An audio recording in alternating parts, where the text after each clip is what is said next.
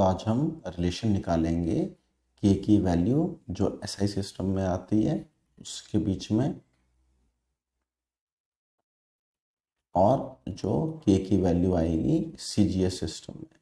कैसे, मेरा मतलब इलेक्ट्रोस्टैटिक कांस्टेंट ये वाला जो कूलम्ब्स लॉ में यूज होता है, के यानी कि force into r square upon coulomb square, ये इसकी यूनिट होती है।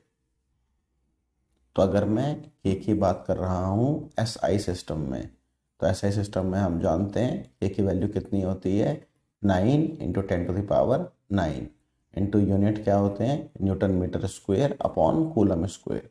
थोड़ा सा मैं यूनिट्स को ढंग से लिख सकता हूँ रीअरेंज करके, ऐसे लिख सकता हूँ ना कि न्यूटन को 1 न्यूटन, 1 मीटर स्क्वेयर को 1 मीटर इंटू 1 मीटर, और चार्ज को 1 कूलम इंटू 1 कूलम।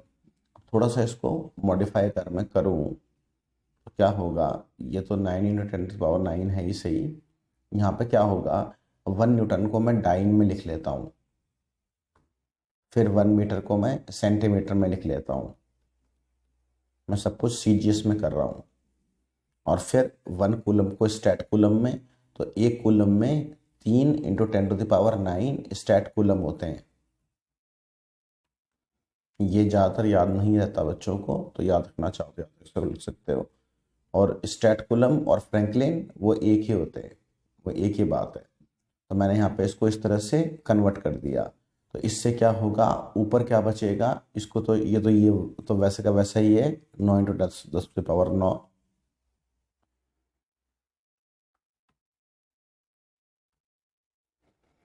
ये तो सेम वही पड़ा हुआ है। यहाँ पे क्या हो गया, 10⁹9 डाइन इंटू सेंटीमीटर स्क्वेयर, और नीचे क्या हो गया, तो नीचे है 3 इंटू 10⁹9 इंटू में एक और 3 और 10⁹9 और स्टैट कूलम का स्क्वेयर।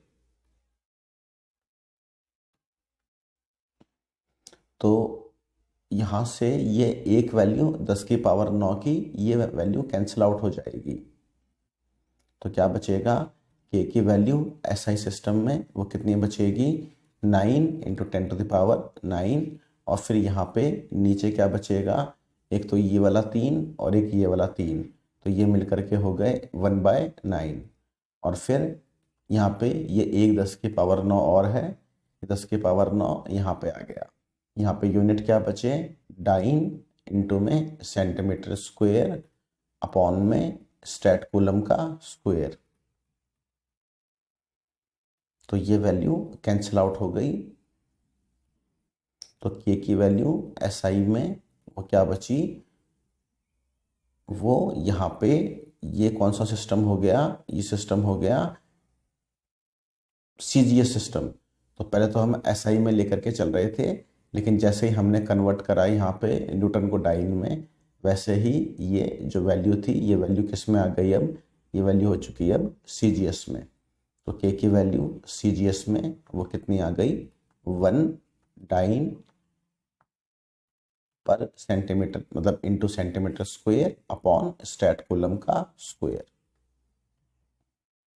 तो के की वैल्यू सीजीएस में वो 1 आ जाती है। ये 1-2 बार क्वेश्चन प्रैक्टिकल एग्जाम वगैरह में पूछा गया है। तो इस क्वेश्चन की खासियत ये है, ये 11th और 12th दोनों का मिक्स्ड क्वेश्चन हो गया।